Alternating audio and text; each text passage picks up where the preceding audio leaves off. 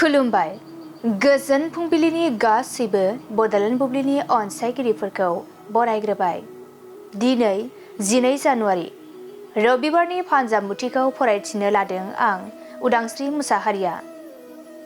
फानजामुथिनि गिबियाव दं मेष राशि। नोंथांनि जाफुंसारनायावनो फंबायनि सुखु फैगोन, गोजोन खुसिनि सान जागोन। बृष राशि।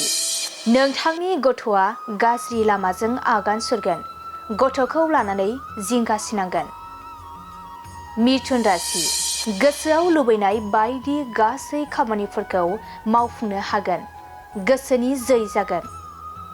कर्क राशि। माखौबा साननानै गोसोखौ गाज्रि मोनबाय थागोन, दाबसे जायगायाव थाथेरनो सुखुनाय नङा।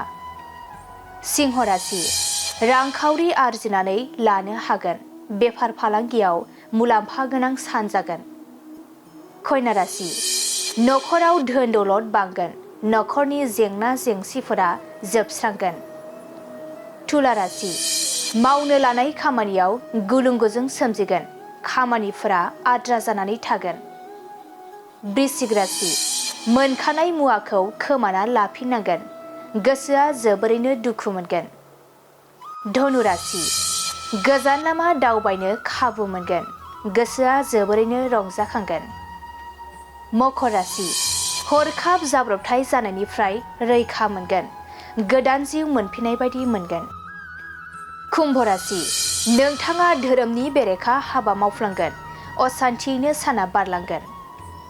मीन राशि। नोंथाङा गाज्रि हाबा मावफ्लांगोन, साजा मोननो गोसोआव गिखांनाय फैगोन। दिनै सानसेनि राशि फरायथिनायाबो एसेनोसै।